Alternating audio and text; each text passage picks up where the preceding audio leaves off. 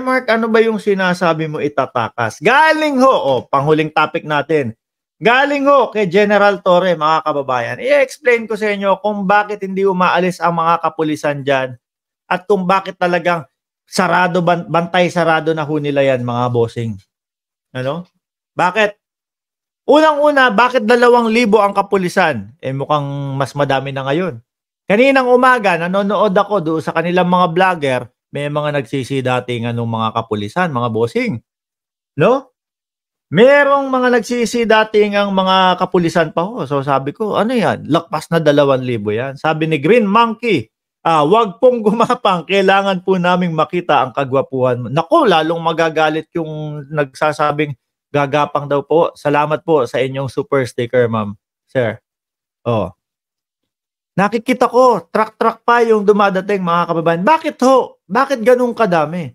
Sabi nga ho, di ba, ang pagmamayabang nila, 30 hectares yung kanilang Kojic compound. Kung 20, 10, kung 50, 100, kaya ho bang ikutin agad-agad ng ganong karaming kapulisan yon? Pangalawa, yung pastor nila ano sabi nung pastor nila? Yung pastor nila nag-voice recording, 'di ba? May ilang buwan na. Ang sabi, hindi ako papahuli ng buhay. Matanda na ako, hindi ako papahuli ng buhay. So pag ganun po, napakasimpleng intindihin, mga kababayan. Manlalaban si Kibuloy. Ikaw ho ba, kapulisan? Ganun ang narinig mo? Magpapadala ka 10, 20, 30, 40? Di kinawawa yan doon sa loob ng Kojic. No? Hindi, syempre. Syempre, bilang ikaw ay alagad ng batas, gagawin mo ang tama, gagawin mo ang trabaho bilang isang pulis, papadala ka yung yamado, ang tropa, yung yamado, ang kapulisan. Hindi ka papaisa dyan sa mga yan, di ba? Manlalaban niya Hindi ako susuko o hindi ako magpapahuli ng buhay. Pangalawa ho yun, mga kababayan. Bakit ang tagal-tagal ng mga kapulisan dyan? Totoo, naniniwala ako doon sa sinabi ni General Torre, itatakas nila yan. No? Hindi na ho nila pwedeng iwanan yan, mga kababayan. Kung yung iba po, medyo naguguluhan, bakit ang tagal-tagal na nga ng kapulisan doon?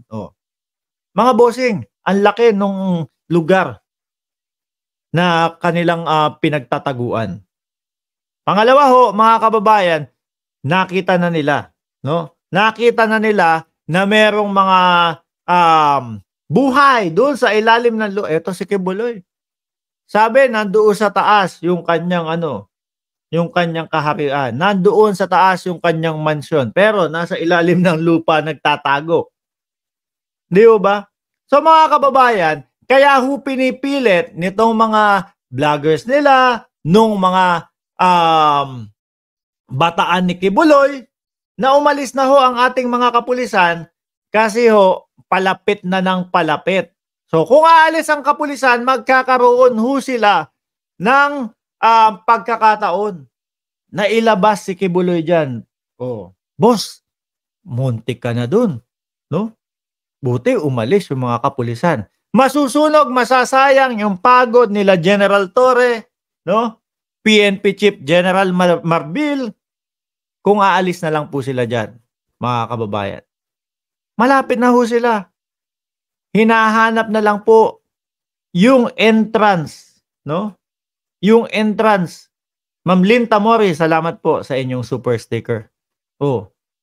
Wag na natin pabayaan yun. Di ba? Ulitin ko ho, mga kababayan.